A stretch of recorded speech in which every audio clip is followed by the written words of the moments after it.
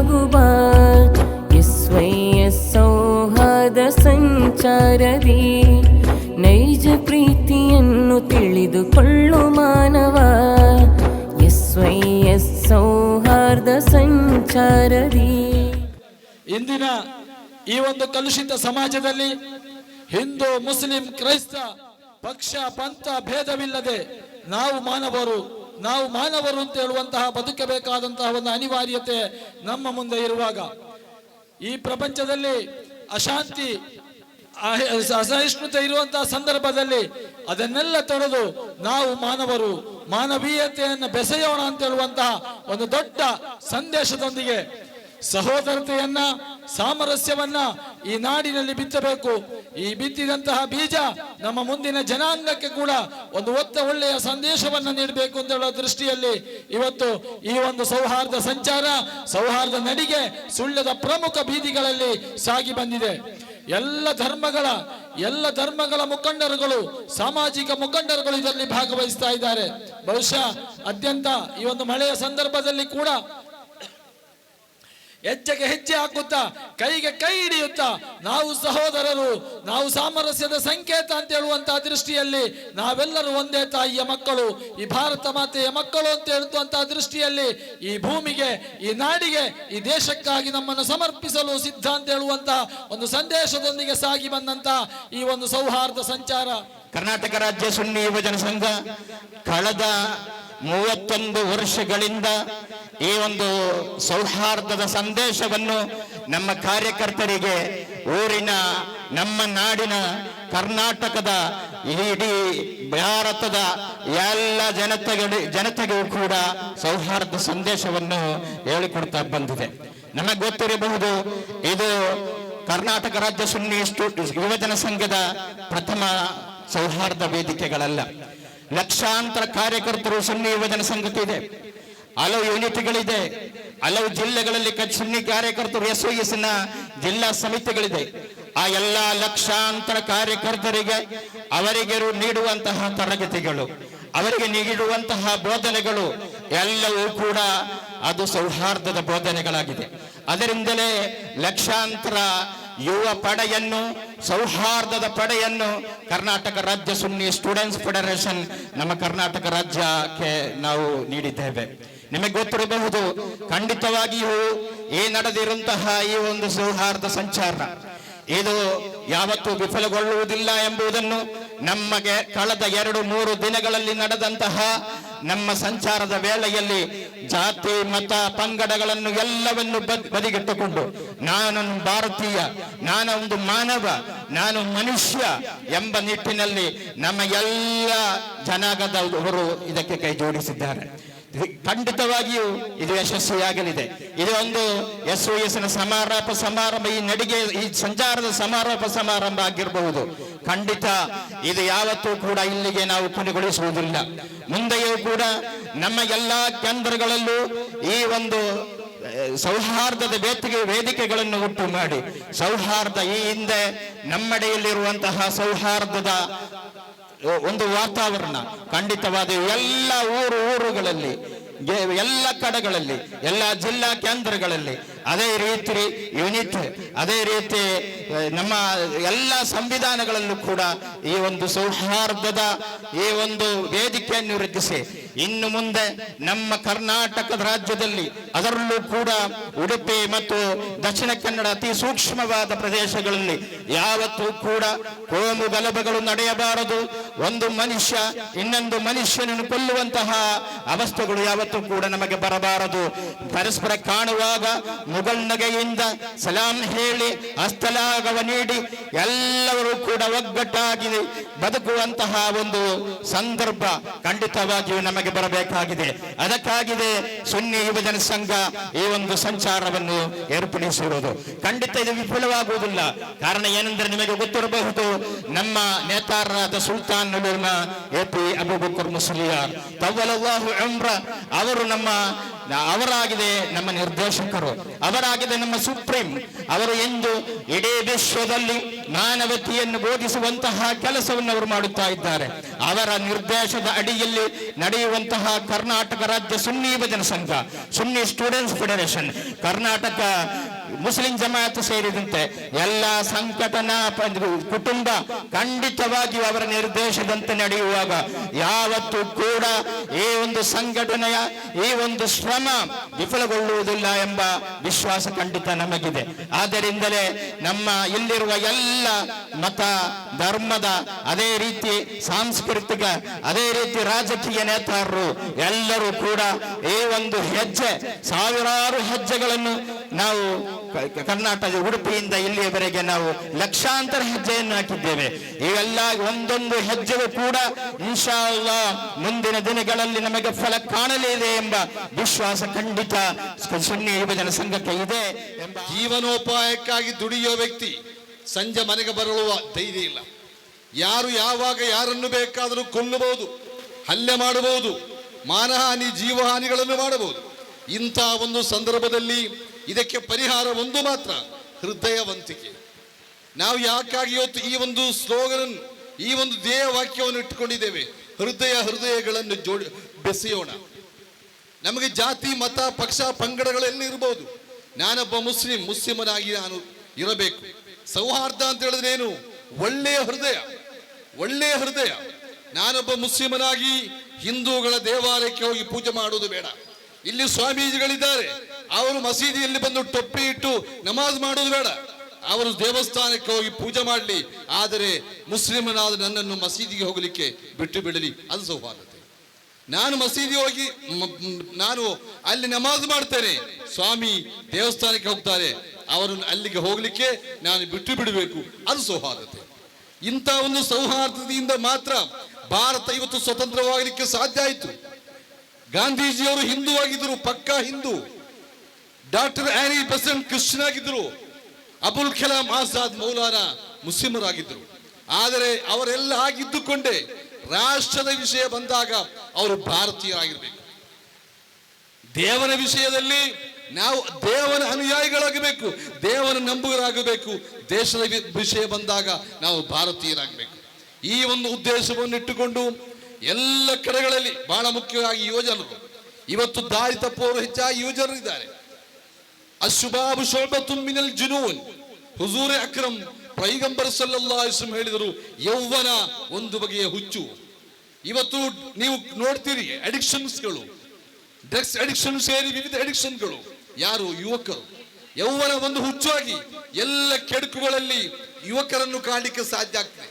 ಇಂತಹ ಸಂದರ್ಭದಲ್ಲಿ ಸುನ್ನಿ ಯುವಜನ ಸಂಘ ನಮ್ಮ ಸಮಾಜದ ಯುವಕರನ್ನು ಒಗ್ಗೂಡಿಸಿ ಅವರಲ್ಲಿ ನೈತಿಕತೆಯನ್ನು ಮೂಡಿಸುವ ಮತ್ತು ಸಾಮಾಜಿಕ ಪ್ರಜ್ಞೆಯನ್ನು ಉಂಟು ಮಾಡುವಂತಹ ಒಂದು ಕೆಲಸವನ್ನು ಬಹಳ ಚಂದವಾಗಿ ಮಾಡ್ತಾ ಇದೆ. ನನ್ನ ಪ್ರೀತಿಯ ಬಂಧುಗಳೇ, ಹೃದಯವಂತಿಕೆ. ಇವತ್ತು ನಮ್ಮಲ್ಲಿ ಸೊತ್ತು ಬೇಕಾದಷ್ಟಿದೆ, ಮನೆಗಳು ವಿಶಾಲ ಆಗಿದೆ, ಮನಸ್ಸು ಸಣ್ಣದಾಗಿದೆ, ಜ್ಞಾನ ಹೆಚ್ಚಾಗಿದೆ. ಪ್ರತಿಯೊಬ್ಬರ ಹೆಸರಿನೊಳಗೆ ಅವನ ಹೆಸರಿನಲ್ಲಿ ಡಿಗ್ರಿಗಳು, PGಗಳು, PhDಗಳೆಲ್ಲ ಇರ್ತದೆ. ಆದರೆ ವಿವೇಕ ಕಡಿಮೆಯಾಗಿದೆ, ಹೃದಯವಂತಿಕೆ ಮಾತ್ರ ಕಡಿಮೆಯಾಗಿದೆ. ಆದ್ದರಿಂದ ಹೃದ್ರೋಗ ಹೆಚ್ಚಾಗಿದೆ. ಡಾಕ್ಟರ್ BM ಹೆಗಡೆ ಅಂತ ವಿಶ್ವ ಪ್ರಸಿದ್ಧ ಕಾರ್ಡಿಯಾಲಜಿಸ್ಟ್ಗಳು ಹೇಳ್ತಾರೆ, ಯಾವಾಗ ಮನುಷ್ಯನ ಮನಸ್ಸು ಕೆಟ್ಟು ಹೋಗ್ತದೆ ಆಗ ಮನುಷ್ಯನ ಆರೋಗ್ಯ ಕೆಟ್ಟು ಹೋಗುತ್ತದೆ. ಪೈಗಂಬರ್ ಸಲ್ಲಲ್ಲಾಹು ಅಲೈಹಿ ವಸಲ್ಲಂ 1400 ವರ್ಷಗಳ ಮುಂದೆ, ಇವತ್ತಿನ ಆಧುನಿಕ ಸಂಶೋಧನೆಗಳು ಬರುವುದಕ್ಕಿಂತ ಮುಂದೆ ಹೇಳಿದರು, ಅಲಾ ವ ಇನ್ನ ಫಿಲ್ ಜಸದಿ ಮುದ್ಗಾ. ತಿಳ್ಕೊಳ್ಬೇಕು, ಪ್ರತಿಯೊಬ್ಬ ಮನುಷ್ಯನ ದೇಹದಲ್ಲಿ ಒಂದು ಮಾಂಸದ ಪಿಂಡ ಇದೆ. ಅದು ಚೆನ್ನಾಗಿದ್ದರೆ ಮನುಷ್ಯನಿಡೀ ಚೆನ್ನಾಗಿರ್ತಾನೆ, ಅದು ಹಾಳಾದರೆ ಮನುಷ್ಯನಿಡೀ ಹಾಳಾಗಿ ಹೋಗ್ತಾನೆ. ಅಲಾ ವಹಿಯಲ್ ಕಲ್ಬ್, ಇಟ್ಸ್ ಹಾರ್ಟ್. ಹೃದಯ ಚೆನ್ನಾಗಿದೆಯೋ ಮನುಷ್ಯ ಚೆನ್ನಾಗಿರ್ತಾನೆ, ಮನುಷ್ಯ ಚೆನ್ನಾಗಿರ್ತಾನೋ ಸಮಾಜ ಚೆನ್ನಾಗಿರ್ತದೆ, ಸಮಾಜ ಚೆನ್ನಾಗಿರ್ತದೋ ರಾಷ್ಟ್ರ ಚೆನ್ನಾಗಿರ್ತದೆ, ರಾಷ್ಟ್ರಗಳು ಚೆನ್ನಾಗಿರ್ತದೋ ಇಡೀ ಜಗತ್ತು ಚಂದವಾಗಿರ್ತದೆ. ಆದ್ದರಿಂದಲೇ ನಾವೆಲ್ಲರೂ ಇವತ್ತು ಏನು ತಿಳ್ಕೊಂಡಿದ್ದೇವೆ, ಹೃದಯಗಳು, ನಡಿಗೆ. ನಮಗೆ ಈ ನಡಿಗೆಗೂ ನಾವು ಮೊನ್ನೆ ಬೆಳಗ್ಗೆ ಕುಂದಾಪುರದಿಂದ ಆರಂಭ ಮಾಡಿದಂತ ಈ ಒಂದು ಸೌಹಾರ್ದ ಸಂಚಾರ, ಈ ಸಂಚಾರದಲ್ಲಿ ನಾವು ಕಿಲೋಮೀಟರ್ ಗಟ್ಟಲೆ ನಡೆದಿದ್ದೇವೆ. ನಡೆಯುವಾಗ ನನ್ನ ಒಂದು ಕೈಯಲ್ಲಿ ಸ್ವಾಮೀಜಿ ಹಿಡಿದಿದ್ರು, ಇನ್ನೊಂದು ಕೈಯಲ್ಲಿ ಫಾದರ್ ಅವರು ಹಿಡಿದಿದ್ರು. ಮತ್ತೊಂದು ಕಡೆಯಲ್ಲಿ ಪ್ರವಾದಿಗಳ ಕುಟುಂಬ ಪರಂಪರೆಗೆ ಸೇರಿದ ತಂಗಳ್ಗಳು ಸೈಯಿದ್ಗಳು ಹಿಡಿದಿದ್ದರು. ಇನ್ನೊಂದು ಕಡೆಯಲ್ಲಿ ಇಸ್ಲಾಂ ಧರ್ಮವನ್ನು ಚೆನ್ನಾಗಿ ಅರಿತು ಕಲಿತು ಪಾಲಿಸುವ ಉಲಮಾಗಳು ಹಿಡಿದಿದ್ರು. ಅಲ್ಲಿ ದುಬಳ ಲಕ್ಷ್ಮಣರಂತ ಹಿಂದೂ ಚಿಂತಕರು, ಧಾರ್ಮಿಕ ಚಿಂತಕರು ಹಿಡಿದಿದ್ರು. ಆದರೆ ನಾವು ಯಾವತ್ತೂ ಕೂಡ ಇದು ಮುಸ್ಲಿಮರ ಕೈ, ಇದು ಹಿಂದುವಿನ ಕೈ ಅಂತ ನೋಡ್ಲಿಲ್ಲ. ಯಾಕೆ? ನಾವು ಮೊತ್ತ ಮೊದಲು ಧರ್ಮ. ನಾವಿಲ್ಲಿ ಬಂದಾಗ ನಮ್ಮನ್ನು ಅತ್ಯಂತ ವೈಭವದಿಂದ ಸ್ವಾಗತಿಸಿದ್ದು ಈ ಮಳೆ ನಮ್ಮನ್ನು ಎಲ್ಲ ಕಡೆಗಳಲ್ಲಿ ಅತ್ಯಂತ ಪ್ರೀತಿಯಿಂದ ಆತ್ಮೀಯತೆಯಿಂದ ಸ್ವಾಗತ ಮಾಡಿದೆ. ಅದು ನಮಗೊಂದು ನಮ್ಮ ಈ ಪ್ರಕೃತಿ ನಮಗೆ ಒಂದು ಸಂತೋಷವನ್ನು, ಒಂದು ಸಂದೇಶವನ್ನು ಕೊಟ್ಟಿದೆ. ಅದು ಯಾವುದು ಅಂತ ಕೇಳಿದರೆ, ಓ ಜನರೇ, ನಾನು ಪ್ರಕೃತಿ, ನಾನು ಮಳೆ, ಅಲ್ಲಾಹನ ಅನುಗ್ರಹ. ನಮ್ಮ ಪ್ರವಾದಿಗಳು ಹೇಳ್ತಾರೆ, ಮಳೆ ದೇವನ ಅನುಗ್ರಹ. ಮಳೆ ಇಲ್ಲದಿದ್ದರೆ ಬೆಳೆ ಇಲ್ಲ, ಇಳೆಯೆಲ್ಲ ನಾಶವಾಗಿ ಹೋಗ್ತದೆ. ಆ ಮಳೆಯನ್ನು ಕೊಡುವಾಗ ಇವತ್ತು ಮುಸ್ಲಿಮರ ಕಾರ್ಯಕ್ರಮ ಇದೆ, ಆದ್ದರಿಂದ ಮಳೆ ಬೇಡ. ಇವತ್ತು ಹಿಂದೂಗಳ ಕಾರ್ಯಕ್ರಮ ಮಳೆ ನಿಲ್ಲಿಸುವ ಅಲ್ಲ. ಮಳೆ ಕೊಡುವಾಗ ಎಲ್ಲರಿಗೂ ಮಳೆ, ಬಿಸಿಲು ಕೊಡುವಾಗ ಎಲ್ಲರಿಗೂ ಬಿಸಿಲು. ಒಂದು ವೇಳೆ ಏನಾದ್ರೂ ಒಂದು ಅವಘಡ ಸಂಭವಿಸಿ ಒಬ್ಬನಿಗೆ ರಕ್ತ ಬೇಕಾದ್ರೆ ಯಾವ ರಕ್ತ ಸಾಕ್ತದೆ? ಈ ರೀತಿಯ ಈ ಪ್ರಕೃತಿ ಎಲ್ಲರಿಗೂ ಒಂದೇ. ಪ್ರವಾದಿ ಪೈಗಂಬರ್ ಮುಹಮ್ಮದ್ ಸಲ್ಲಲ್ಲಾಹು ಅಲೈಹಿ ವಸಲ್ಲಮರ ಮುತ್ತಜ್ಜ ಇಬ್ರಾಹಿಂ ಅವರ ಹತ್ರ ಒಬ್ಬ ಮಜೂಸಿ ಬರ್ತಾನೆ. ಮಜೂಸಿ ಅಂತ ಹೇಳ್ತಾರೆ ಬೆಂಕಿಯನ್ನು ಪೂಜೆ ಮಾಡುವವ. ಅವ ಬಂದು ಅನ್ನ ಕೇಳ್ತಾನೆ, ಹಸಿವು ಆಗ್ತದೆ, ಅನ್ನ ಕೊಡಿ. ಆಗ ಇವರು ಹೇಳ್ತಾರೆ, ಯಾಕೆ ನಿನಗೆ ಅನ್ನ ಕೊಡಬೇಕು? ನಿನ್ನನ್ನು ಸೃಷ್ಟಿಸಿದ ದೇವರನ್ನು ಪೂಜಿಸುವ ಬದಲು ಮತ್ತೊಂದು ಸೃಷ್ಟಿಯಾದ ಬೆಂಕಿಗೆ ನೀನು ಪೂಜೆ ಮಾಡ್ತೀಯ, ಯಾಕೆ ನಿನಗೆ ಅನ್ನ ಕೊಡಬೇಕು? ಕೊಡ್ಲಿಲ್ಲ. ಆಗ ದೇವರು ಅಲ್ಲಾಹನು ಇಬ್ರಾಹಿಂ ನಬಿ ಅವರಲ್ಲಿ ಕೇಳ್ತಾರೆ, ಯಾ ಇಬ್ರಾಹಿಂ, ಇಷ್ಟು ನನಗೆ ಗೊತ್ತಿಲ್ಲ, ಅವ ನನಗೆ ಈ ತನಕ ಪೂಜೆ ಮಾಡಲಿಲ್ಲ. ಅವ ಈ ತನಕ ಬೆಂಕಿಯನ್ನು ಪೂಜೆ ಮಾಡಿದ್ದು, ನನಗೆ ಆರಾಧನೆ ಮಾಡಿಲ್ಲ. ಆದರೆ ಇಷ್ಟು ಕಾಲ ನಾನು ಅವನಿಗೆ ಅನ್ನ ಕೊಟ್ಟಿದ್ದೇನೆ, ನಾನು ಅವನಿಗೆ ನೀರು ಕೊಟ್ಟಿದ್ದೇನೆ. ನೀನು ಒಂದು ಹೊತ್ತಿನ ಅನ್ನ ಕೊಡ್ಲಿಕ್ಕೆ ಯಾಕೆ ಹಿಂಜರಿದೆ? ಇದು ಇಸ್ಲಾಂ, ಇದು ಧರ್ಮಗಳು. ನನ್ನ ಪ್ರೀತಿಯ ಬಂಧುಗಳೇ, ಎಲ್ಲ ಧರ್ಮಗಳು ಈ ಒಂದು ಉದಾತ್ತವಾದ ಮಾನವೀಯ ಸಂದೇಶಗಳು. ನಮ್ಮ ಆಚಾರ ವಿಚಾರಗಳಲ್ಲಿ ಬೇರೆ ಇರಬಹುದು, ಆದರೆ ಇಲ್ಲಿ ನಾವು ಎಲ್ಲರೂ ಒಂದಾಗಿರ್ಬೇಕು. ಆದ್ದರಿಂದಲೇ ನಿಮಗೆ ಗೊತ್ತಿರಬೇಕು, ನಮ್ಮಲ್ಲಿ ನಾವು ಒಂದಾಗಿ ಇದ್ದೇವೆ. ನಮ್ಮ ಪರಂಪರೆ ಹೇಗಿತ್ತು? ಎಲ್ಲರೂ ನಾವು ಒಟ್ಟಾಗಿ ಒಂದಾಗಿ ಬದುಕುತ್ತಿದ್ದ ಒಂದು ಕಾಲ, ಅದು ಎಲ್ಲಿ ತಪ್ಪಿ ಹೋಗಿದೆ ಎನ್ನುವುದನ್ನು ನಾವು ಯೋಚನೆ ಮಾಡಬೇಕಾಗಿದೆ. ನಮ್ಮ ಸಂಸ್ಕೃತಿ, ಈ ಭಾರತಕ್ಕಿರುವಂತಹ ಉದಾತ್ತವಾದ ಒಂದು ಸಂಸ್ಕೃತಿ ಇದೆ. ನಮ್ಮ ಸಂವಿಧಾನದ ಅದರ ಪ್ರಿಯಾಂಬಲ್ ಅನ್ನು ಇಲ್ಲಿ ನನ್ನ ಸಂಬಿತ ಮನ್ಸೂರ್ ಕೋಟೆಗದ್ದವರು ಓದಿದರು. We the people of India. ನಾವು ಭಾರತೀಯ ಅಂತ ಹೇಳಿದ್ದು ಹೊರತು ನಾವು ಹಿಂದೂ ಅಂತ ಹೇಳಿಲ್ಲ, ನಾವು ಕ್ರಿಶ್ಚಿಯನ್ ಅಂತ ಹೇಳಿಲ್ಲ, ನಾವು ಮುಸ್ಲಿಂ ಅಂತ ಹೇಳಿಲ್ಲ. ಈ ಭಾರತ ಯಾವತ್ತೂ ಹಿಂದೂ ರಾಷ್ಟ್ರ ಆಗಬಾರದು, ಯಾವತ್ತೂ ಮುಸ್ಲಿಂ ರಾಷ್ಟ್ರ ಆಗಬಾರದು, ಯಾವತ್ತೂ ಕ್ರೈಸ್ತ ರಾಷ್ಟ್ರ ಆಗಬಾರದು. ಬದಲು ಸದಾಕಾಲ ಇದು ಮಾನವ ಭಾರತ ಆಗಿ ಉಳಿಬೇಕು, ಮನುಷ್ಯ ದೇಶವಾಗಿ ಉಳಿಬೇಕು. ಈ ಒಂದು ಹಿನ್ನೆಲೆಯಲ್ಲಿ ಎಲ್ಲ ಜನ ಸಮುದಾಯದವರನ್ನು ಸೇರಿಸಿಕೊಂಡು ನಾವು ಈ ಸಂದೇಶವನ್ನು ಹರಡುತ್ತಾ ಇಲ್ಲಿಗೆ ಬಂದಿದ್ದೇವೆ. ಭಾರತ ಎಂಬುದು ಯಾರದು ಎಂದು ಕೇಳಿದರೆ ಅದು ಮುಸಲ್ಮಾನರದಲ್ಲ, ಅದು ಕ್ರೈಸ್ತರದೂ ಅಲ್ಲ, ಅದು ಹಿಂದೂ ಧರ್ಮೀಯರದೂ ಅಲ್ಲ. ಭಾರತ ಎಂಬುದು ಭಾರತೀಯರದಾಗಿದೆ. ಭಾರತೀಯರು ಎಂದರೆ ಹೆಗಲ ಮೇಲೆ ಹೆಗಲು ಜೋಡಿಸಿಕೊಂಡು ಸಹೋದರ ಭಾವದಿಂದ ನಡೆಯುವವರು ಭಾರತೀಯರಾದ ನಾವೆಲ್ಲರೂ. ನಮ್ಮ ದೇಶಕ್ಕೆ ಒಂದು ಧ್ಯೇಯವಾಕ್ಯವಿದೆ, ವೈವಿಧ್ಯತೆಯಲ್ಲಿ ಏಕತೆ ಎಂಬುದು ನಮ್ಮ ದೇಶದ ಧ್ಯೇಯವಾಕ್ಯ. ಆದರೆ ವೈವಿಧ್ಯತೆಯಲ್ಲಿ ಏಕತೆ ಎಂಬ ಧ್ಯೇಯವಾಕ್ಯ ಇವತ್ತು ಹಲವರ ಭಾಷಣದಿಂದ ಮರೆಮಾಚಿದೆ ಎಂಬುದು ಬೇಸರದ ವಿಷಯವಾಗಿದೆ. ವೈವಿಧ್ಯತೆಯಲ್ಲಿ ಏಕತೆ ಎಂಬುದು ಹಲವು ಭಾಷಣಗಳಿಂದ ಮರೆಮಾಚುತ್ತಾ ಇದೆ ಇವತ್ತಿನ ಕಾಲಘಟ್ಟದಲ್ಲಿ. ಬಂಧುಗಳೇ, ರಾಕೇಶ್ ಶರ್ಮಾರವರು ಭಾರತದ ಪ್ರಥಮ ಗಗನಯಾತ್ರಿ, ಬಾಹ್ಯಾಕಾಶ ಯಾತ್ರಿಕ. ರಾಕೇಶ್ ಶರ್ಮಾ ಬಾಹ್ಯಾಕಾಶದಲ್ಲಿರುವಾಗ ಅವತ್ತಿನ ಪ್ರಧಾನಮಂತ್ರಿಯಾಗಿದ್ದ ಇಂದಿರಾ ಗಾಂಧಿ ಅವರು ಅವರ ಹತ್ರ ಒಂದು ಪ್ರಶ್ನೆ ಕೇಳಿದರು, ಬಾಹ್ಯಾಕಾಶದಿಂದ ನಮ್ಮ ಭಾರತ ದೇಶ ಹೇಗೆ ಕಾಣ್ತದೆ ಅಂತ. ನಮಗೆಲ್ಲರಿಗೂ ಗೊತ್ತಿರುವ ಹಾಗೆ ಬರಿಗಣ್ಣಿನಲ್ಲಿ ಬಾಹ್ಯಾಕಾಶದಿಂದ ಭಾರತ ದೇಶ ಕಾಣಲಿಕ್ಕೆ ಆಗುವುದಿಲ್ಲ. ಆದರೆ ಅವರು ಅಲ್ಲಿ ಕುಳಿತು ಅದ್ಭುತವಾದ ಒಂದು ಮಾತನ್ನು ಹೇಳಿದ್ದಾರೆ, ಸಾರೇ ಜಹಾಂ ಸೆ ಅಚ್ಚಾ ಹಮಾರಾ ಹಿಂದೂಸ್ತಾನ್, ಸಾರೇ ಜಹಾಂ ಸೆ ಅಚ್ಚಾ ಹಮಾರಾ ಹಿಂದೂಸ್ತಾನ್. ಜಗತ್ತಿನ ಎಲ್ಲಾ ದೇಶಗಳಿಂದ ನಮ್ಮ ಭಾರತ ಸುಂದರವಾಗಿದೆ. ಹೇಗೆ ಸುಂದರವಾಗಿದೆ? ಅದಕ್ಕೆ ಉತ್ತರ ಕುವೆಂಪು ಅವರು ನೀಡುತ್ತಿದ್ದಾರೆ. ಏನು? ಸರ್ವ ಜನಾಂಗದ ಶಾಂತಿಯ ತೋಟ, ರಸಿಕರ ಕಂಗಳ ಸೆಳೆಯುವ ನೋಟ. ಸರ್ವ ಜನಾಂಗದ ಶಾಂತಿಯ ತೋಟ, ರಸಿಕರ ಕಂಗಳ ಸೆಳೆಯುವ ನೋಟ ಎಂಬ ಯುಕ್ತಿಯಂತೆ ನಾವೆಲ್ಲರೂ ಒಂದೇ ತಾಯಿಯ ಮಕ್ಕಳು ಅಂತ ಹೇಳಿ ಜಾತಿ, ಮತ, ಪಂಗಡ, ಪಕ್ಷ ಭೇದ ಭಾವವಿಲ್ಲದೆ ಹೆಗಲ ಮೇಲೆ ಹೆಗಲ ಜೋಡಿಸಿಕೊಂಡು ಸಮಾಜ ನಿರ್ಮಾಣಕ್ಕಾಗಿ ಮುಂದೆ ಬರುವಾಗ ನಮ್ಮ ದೇಶದಲ್ಲಿ, ನಮ್ಮ ರಾಜ್ಯದಲ್ಲಿ, ನಮ್ಮ ಜಿಲ್ಲೆಯಲ್ಲಿ ಸೌಹಾರ್ದತೆ ಮತ್ತು ಸಾಮರಸ್ಯ ಸೃಷ್ಟಿಯಾಗ್ತದೆ ಅಂತ ಹೇಳಲು ನಾನು ಬಯಸುತ್ತೇನೆ. ತುಂಬಾ ಸಂತೋಷವಾಯಿತು. ನನ್ನ ಕನಸು ನನಸಾಯ್ತಲ್ಲ ಅಂತ. ತೆಕ್ಕಿಲ್ ಸೌಹಾರ್ದ ಇಫ್ತಾರ್ ಕೂಟದಲ್ಲಿ ಬಂದಾಗ ಇಂಥ ಒಂದು ಯುವ ಸಂಘಟನೆ ಇಂಥ ಕಾರ್ಯಕ್ರಮಗಳನ್ನು ಹಮ್ಮಿಕೊಳ್ಬೇಕು ಅಂತ ಹೇಳುವಂತ ಕರೆ ಕೊಟ್ಟಿದ್ದೆ. ಇಷ್ಟು ಬೇಗ SYS ಅವರು ಕುಂದಾಪುರದಿಂದ, ನಾನು ಹೇಳಿರೋದು ಸುಳ್ಯದಲ್ಲಿ ಹಮ್ಮಿಕೊಳ್ಬೇಕು ಅಂತ, ಇಂಥ ಒಂದು ಕಾರ್ಯಕ್ರಮವನ್ನು ಕುಂದಾಪುರದಿಂದ ಸುಳ್ಯದವರೆಗೆ ಹಮ್ಮಿಕೊಂಡಿದ್ದಾರೆ ಅಂದ್ರೆ ಇದಕ್ಕೆ ನನ್ನ ಹತ್ರ ಅಭಿನಂದಿಸಲಿಕ್ಕೆ ಅಕ್ಷರಗಳಿಲ್ಲ. ಅಂತ ಒಂದು ಸಂತೋಷದ ಸಂದರ್ಭ ಇದು. ಈ ಸಂದರ್ಭ, ಇಂಥ ಒಂದು ಕಾರ್ಯಕ್ರಮಗಳು ಗ್ರಾಮಗಳಲ್ಲಿ ಆಗಬೇಕು ಅಂತ ಹೇಳಿ ಈಗಾಗಲೇ ಫಾದರ್ ಅವರು ಹೇಳಿದರು. ಇದೇ ವಿಚಾರವನ್ನು ಮುಖ್ಯ ಭಾಷಣಕಾರರು ಹೇಳಿದರು. ಆದರೆ ಇದೇ ವಿಚಾರವನ್ನು ನಾನು ಇಫ್ತಾರ್ ಕೂಟದಲ್ಲಿಯೂ ಸಹ ಹೇಳಿದ್ದೆ. ಹಾಗಾಗಿ ಇಲ್ಲಿ ಹೆಚ್ಚು ಹೊತ್ತು ಭಾಷಣ ಮಾಡೋದು ಮುಖ್ಯವಾಗಿಲ್ಲ. ಈಗ ಇಂಥ ಕಾರ್ಯಕ್ರಮದಲ್ಲಿ ಬಂದು ಪ್ರತಿಯೊಬ್ಬನು ಮನಸ್ಸು ಕೊಟ್ಟು ಹೋಗೊಟ್ಟು ಭಾಗವಹಿಸುವುದೇ ಒಂದು ಸೌಹಾರ್ದತೆ. ಆ ಭಾಗವಹಿಸುವಿಕೆ, ಇಲ್ಲಿ ನಾವು ಏನೆಲ್ಲ ಸೇರಿದ್ದೇವೆ ನಾವೆಲ್ಲ ಸೌಹಾರ್ದ ಹೃದಯಗಳೇ ಸೇರಿರುವುದು. ಇಲ್ಲಿ ನನ್ನ ಭಾಷಣದ ಮುಖ್ಯತೆ ಇಲ್ಲ, ನನ್ನ ಪ್ರತಿನಿಧಿತ್ವದ ಮುಖ್ಯತೆ ಇತ್ತು, ಪ್ರಾಮುಖ್ಯತೆ ಇತ್ತು ಅಂತ ಹೇಳುವಂಥದ್ದು ಮನಗಂಡವನು ನಾನು. ಹಾಗಾಗಿ ಈ ಮಳೆಯ ಮಧ್ಯದಲ್ಲಿಯೂ ನಮ್ಮ ಒಂದು ಎರಡು ಮಾತಿಗಾಗಿ ಕಾಯ್ತಾ ನಿಂತಿರುವ ನನ್ನ ಎಲ್ಲ ಬಂಧುಗಳಿಗೆ ಈ ವೇದಿಕೆಯಿಂದ ವಂದಿಸ್ತಾ, ಭಾರತ ಅಂತ ಹೇಳುವಂಥದ್ದು ನಮ್ಮ ಸರ್ವ ಧರ್ಮಗಳ ದೇಶ.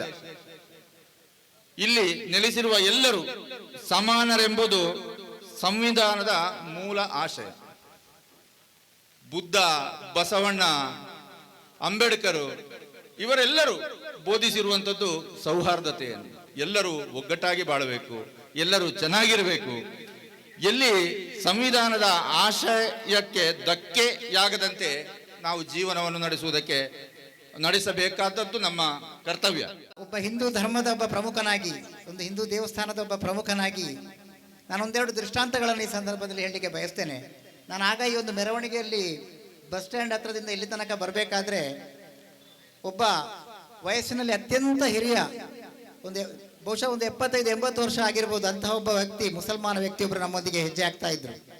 ಅವರನ್ನು ನೋಡುವಾಗ ನನಗೆ ಒಂದು ನೆನಪಿಗೆ ಬಂತು. ನಮ್ಮ ಹಿಂದೂ ಧರ್ಮದ ಪುರಾಣದಲ್ಲಿ ಬಪ್ಪನಾಡು ಅಂತ ಹೇಳುವಂಥದ್ದು ದೇವಸ್ಥಾನ ಇದೆ.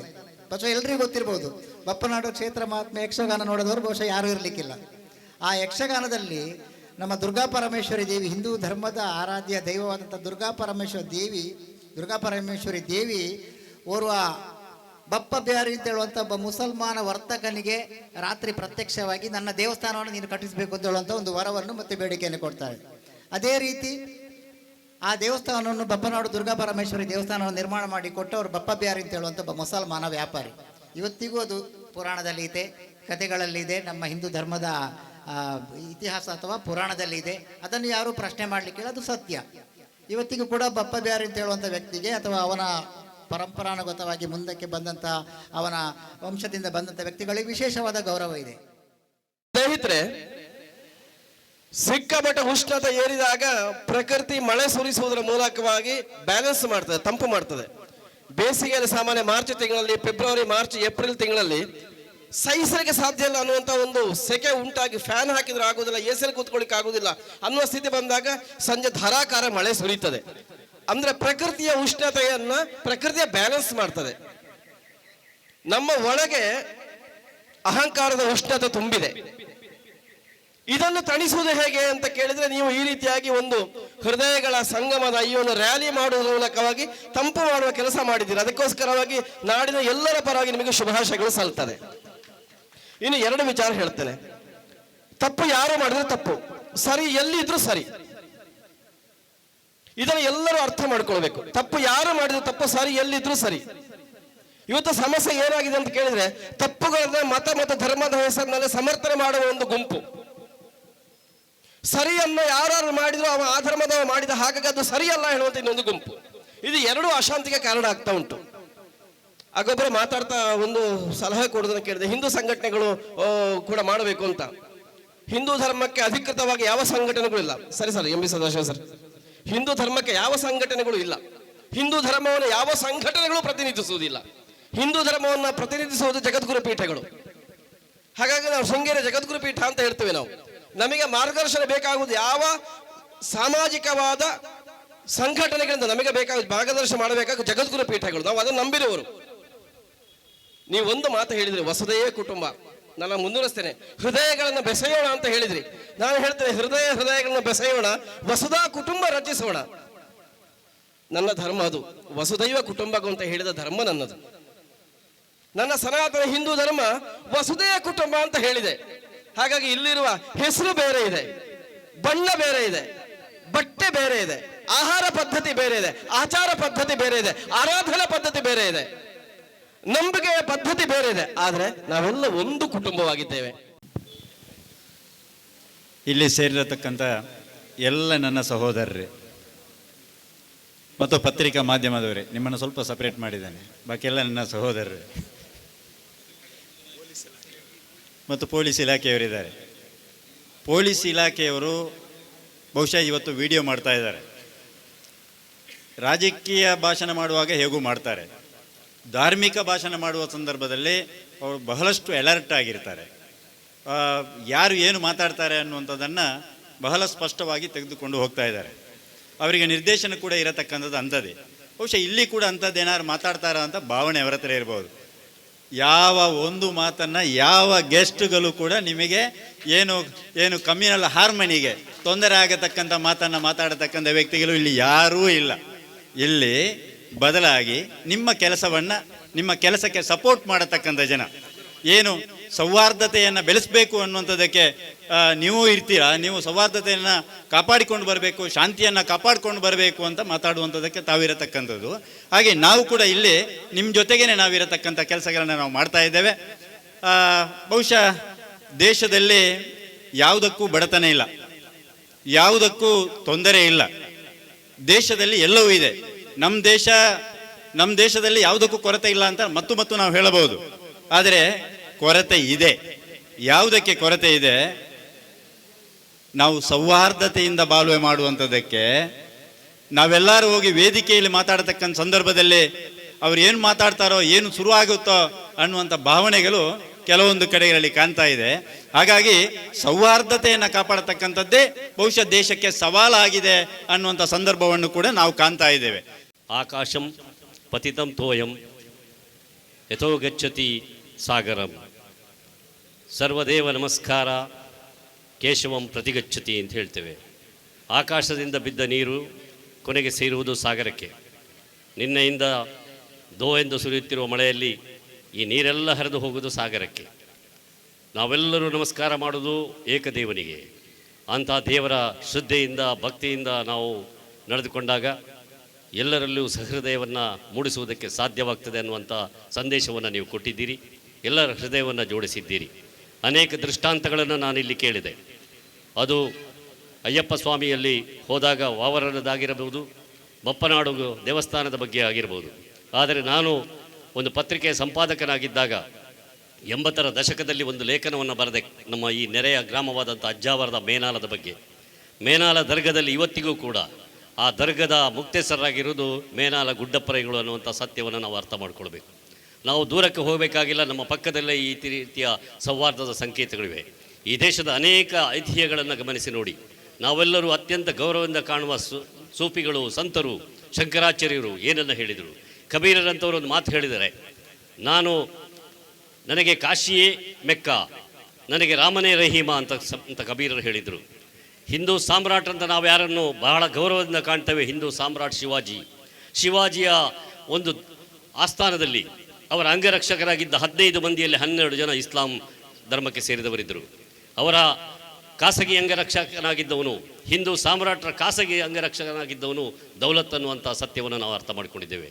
ಕನ್ನಡ ಜಿಲ್ಲೆ ಸಾಮರಸ್ಯದ ಒಂದು ಸೌಹಾರ್ದತೆಯ ಒಂದು ಒಕ್ಕೂಟ ಆಗಬೇಕು ಅನ್ನೋ ದೃಷ್ಟಿಯಿಂದ ಕರ್ನಾಟಕ ರಾಜ್ಯ ಸುನ್ನಿ ಯುವಜನ ಸಂಘ ಹಮ್ಮಿಕೊಂಡಂಥ ಈ ಕಾರ್ಯಕ್ರಮದಲ್ಲಿ ಇವತ್ತು ಸಮರೋಪವಾಗಿರತಕ್ಕಂಥ ಈ ಸಂದರ್ಭದಲ್ಲಿ ಎಸ್ ಸುಳ್ಯ ಝೋನ್ ಸಮಿತಿಯವರು ಒಂದು ಪ್ರಯತ್ನದಿಂದ ನಮ್ಮ ಎಲ್ಲ ಸುನ್ನಿ ಸಂಘ ಕುಟುಂಬಗಳ ಈ ಒಂದು ಸಹಕಾರದಿಂದ ಒಂದು ಸ್ವಾಗತ ಸಮಿತಿಯನ್ನು ಮಾಡಿ ಆ ಸ್ವಾಗತ ಸಮಿತಿ ಅಧ್ಯಕ್ಷನಾಗಿ ನನ್ನನ್ನು ನೇಮಿಸಿ ಇವತ್ತು ಈ ಒಂದು ಅದ್ಭುತವಾಗಿರತಕ್ಕಂಥ ಕಾರ್ಯಕ್ರಮ ಇಲ್ಲಿ ನಡೀತಾ ಇದೆ. ಸುಮಾರು 3 ಗಂಟೆಯಲ್ಲಿ ಕ್ರಮಿಸಬಹುದಾದಂತಹ ಒಂದು ದೂರವನ್ನು ಕುಂದಾಪುರದಿಂದ ಸುಳ್ಯದ ತನಕ 3 ದಿನಗಳ ಕಾಲ ಕ್ರಮಿಸಿ ಹಾದು ಬಂದ ಎಲ್ಲ ಪ್ರದೇಶಗಳಲ್ಲೂ ಸೌಹಾರ್ದತೆಯ ಬೀಜವನ್ನು ಬಿತ್ತಿಕೊಂಡು ಬಂದಿದ್ದೇವೆ. ಈ ನಡಿಗೆಗಳಿಗೆ ಈ ದೇಶದಲ್ಲಿ ಬಹಳಷ್ಟು ದೊಡ್ಡ ಇತಿಹಾಸಗಳಿವೆ. ಮಹಾತ್ಮ ಗಾಂಧೀಜಿಯವರು ಬಹಳ ದೊಡ್ಡ ದಂಡಿಯಾತ್ರೆಯನ್ನು ಮಾಡಿದರು. ಉಪ್ಪು ಸತ್ಯಾಗ್ರಹದ ಪ್ರಯುಕ್ತ ಮಾಡಿದಂತಹ ದಂಡಿಯಾತ್ರೆಗಳು 240 ಕಿಲೋಮೀಟರ್ ಮೈಲಿ. ಅವತ್ತವರು ಅಹಮದಾಬಾದ್ನ ಸಬರ್ಮತಿ ಆಶ್ರಮದಿಂದ ನಡೆದು 78 ಸ್ವಯಂ ಸೇವಕರ ಜೊತೆ ನಡೆದುಕೊಂಡು ಹೋಗಿ ಬ್ರಿಟಿಷರ ಉಪ್ಪಿನ ಕರದ ವಿರುದ್ಧವಾದಂತಹ ಸಮರವನ್ನು ಮಾಡಿದರು. ಸುಮಾರು 10 ವರ್ಷಗಳ ಹಿಂದೆ ನಮ್ಮೆಲ್ಲರ ಆಧ್ಯಾತ್ಮಿಕ ನಾಯಕರಾದ Kanthapuram AP Aboobacker Musliyar, grand mufti of India 2400 kilometre ಕ್ರಮಿಸಿ ಗುಲ್ಬರ್ಗದಿಂದ ಮಂಗಳೂರು ತನಕ ಒಂದು ಬೃಹತ್ತಾದ ಮಾನವತಾ ಯಾತ್ರೆಯನ್ನು ಹಮ್ಮಿಕೊಂಡಿದ್ದರು. ದೇಹ ಅಲುಗಾಡಿದಾಗ ಮನಸ್ಸು ಅಲುಗಾಡುತ್ತದೆ. ಒಂದು ಮನುಷ್ಯ ಆರೋಗ್ಯವನ್ನು ಕಾಪಾಡಿಕೊಳ್ಳಿಕ್ಕಾಗಿ ಕನಿಷ್ಠ ಪಕ್ಷ ದಿವಸದಲ್ಲಿ 10,000 ಹೆಜ್ಜೆಗಳನ್ನು ಇಡಬೇಕು ಅಂತ ವೈದ್ಯಶಾಸ್ತ್ರ ಹೇಳಿದೆ. ಈ 10,000 ಹೆಜ್ಜೆಗಳನ್ನು ವೈಯಕ್ತಿಕವಾಗಿ ಒಬ್ಬ ಮಾಡಿದಾಗ ಆತನ ದೇಹದಲ್ಲಿ ಪುಷ್ಟಿ, ಆರೋಗ್ಯದಲ್ಲಿ ಹೆಚ್ಚಳ, ಹೃದಯಕ್ಕೆ ಬಹಳ ಆರೋಗ್ಯ ಉಂಟಾಗ್ತದೆ. ಇವತ್ತು ನಾವು 3 ದಿನಗಳ ಕಾಲ ಕುಂದಾಪುರದಿಂದ ಆರಂಭಗೊಂಡು ಇಲ್ಲಿಯ ತನಕ 100 ಕಾರ್ಯಕರ್ತರು ಕೋಟ್ಯಂತರ ಹೆಜ್ಜೆಗಳನ್ನು ಹಾಕಿದ್ದಾರೆ. ಇದು ಅವರ ದೇಹದ ಆರೋಗ್ಯಕ್ಕಾಗಿ ಅಲ್ಲ, ಹೃದಯದ ಆರೋಗ್ಯಕ್ಕಾಗಿ ಅಲ್ಲ, ಸಮಾಜದ ಸ್ವಾಸ್ಥ್ಯಕ್ಕಾಗಿ, ಈ ನಾಡಿನಲ್ಲಿ ಕೋಮು ಸೌಹಾರ್ದತೆಯನ್ನು ಗಟ್ಟಿಗೊಳಿಸುವುದಕ್ಕಾಗಿ. ಎಲ್ಲ ಸ್ವಾಮೀಜಿಗಳು, ಧಾರ್ಮಿಕ ಮುಖಂಡರು ಬಹಳ ಸುಂದರವಾಗಿ ಈ ಸಂಜೆಯಲ್ಲಿ ಇವತ್ತು ಬಹಳ ಉತ್ತಮವಾದಂತಹ ಸಂದೇಶವನ್ನು ಕೊಟ್ಟಿದ್ದಾರೆ. ಸಮಯದ ಅಭಾವದಿಂದ ಹೆಚ್ಚಿನ ವಿಚಾರ ನಾನು ಇವತ್ತು ಮಾತನಾಡುವುದಿಲ್ಲ. ಒಂದು ಮಾತನ್ನು ನಿಮ್ಮ ಗಮನಕ್ಕೆ ತರಲಿಕ್ಕೆ ಬಯಸ್ತಾ ಇದ್ದೇನೆ. ವಯನಾಡು ಘಾಟಿಯಲ್ಲಿ ಒಂದು ಮಂಗನಿಗೆ ಆಕ್ಸಿಡೆಂಟ್ ಆಯಿತು. ವಯನಾಡು ಘಾಟಿಯಲ್ಲಿ ಒಂದು ಕೋತಿಗೆ ಒಂದು ಗಾಡಿ ಬಡಿಯಿತು, ಆಕ್ಸಿಡೆಂಟ್ ಆಯಿತು, ಕೈಕಾಲುಗಳು ಛಿದ್ರಗೊಂಡವು, ರಕ್ತ ಚೆಲ್ಲಿದು. ಆ ಸಂದರ್ಭದಲ್ಲಿ ಅದನ್ನು ಬಹಳ ಸುಂದರವಾದ ರೀತಿಯಲ್ಲಿ ಮಲಯಾಳಂ ಪತ್ರಕರ್ತರೊಬ್ಬರು ಅದನ್ನು ಶೂಟ್ ಮಾಡಿದ್ರು. ಅದನ್ನು ಬಹಳ ಸುಂದರವಾಗಿ ಅವರ ಪತ್ರಿಕೆಯ ಕವರ್ ಪೇಜ್ ಅಲ್ಲೇ ಕೊಟ್ಟಿದ್ರು. ಅಲ್ಲಿ ಏನಿತ್ತು ಅಂತ ಹೇಳಿದ್ರೆ, ಅಲ್ಲಿ ಆಕ್ಸಿಡೆಂಟ್ಗೊಳಗಾದ, ರಸ್ತೆ ಅಪಘಾತಕ್ಕೊಳಗಾದ ಮಂಗನನ್ನು ಹಿಡ್ಕೊಂಡು ಎಲ್ಲ ಮಂಗಗಳು ಕಾಡಿಂದ ಓಡಿ ಬಂದು ಆ ಮಂಗನನ್ನು ಸುತ್ತುವರಿಯುತ್ತದೆ. ಕೆಲವು ಮಂಗಗಳು ಅದರ ಮೇಲೆ ಇನ್ನೊಂದು ವಾಹನ ಹತ್ತದಂತೆ ಕಾಪಾಡ್ತದೆ, ಮತ್ತು ಕೆಲವು ಮಂಗಗಳು ಅದನ್ನು ಮೆಲ್ಲ ಮೆಲ್ಲ ಮೆಲ್ಲ ಎತ್ತಿಕೊಂಡು ಕಾಡಿನಿಗೆ ಸಾಕ್ತದೆ, ಅದನ್ನು ಬೇಕಾದಂತಹ ಟ್ರೀಟ್ಮೆಂಟ್ ಕೊಡ್ತದೆ.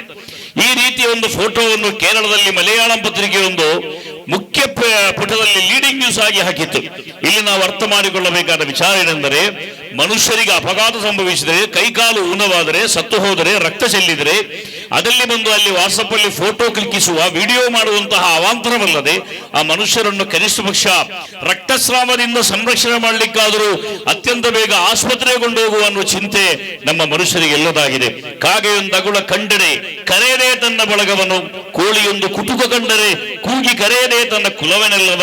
ಶಿವ ಭಕ್ತರಾಗಿ ಭಕ್ತಿ ಪಕ್ಷವಿಲ್ಲದಿದ್ದರೆ ಕಾಗೆ ಕೋಳಿಯಿಂದ ಕರಕಷ್ಟ ಅಂತ ಮನುಷ್ಯನ ಬಗ್ಗೆ ಬಹಳ ಸುಂದರವಾಗಿ ಸರ್ವಜ್ಞ ಹೇಳಿದ್ದಾನೆ. ಮಾನವೀಯತೆಯ ಹಾದಿಯಲ್ಲಿ ಸಾಗುವ SYS ಸೌಹಾರ್ದ ಸಂಚಾರದಿ ನೈಜ ಪ್ರೀತಿಯನ್ನು ತಿಳಿದುಕೊಳ್ಳು ಮಾನವ.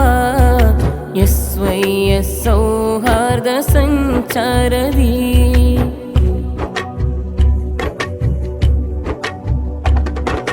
ದ್ವೇಷ ಬಿತ್ತಿ ದೇಶವನ್ನು ಏಕೆ ನಾಶ ಮಾಡುವೆ, ಅಳಿಯಲಿರುವ ಬಾಳಿಗಾಗಿ ಏಕೆ ರೋಷ ತುಂಬುವೆ. ದ್ವೇಷ ಬಿತ್ತಿ ದೇಶವನ್ನು ಏಕೆ ನಾಶ ಮಾಡುವೆ, ಅಳಿಯಲಿರುವ ಬಾಳಿಗಾಗಿ ಏಕೆ ರೋಷ ತುಂಬುವೆ.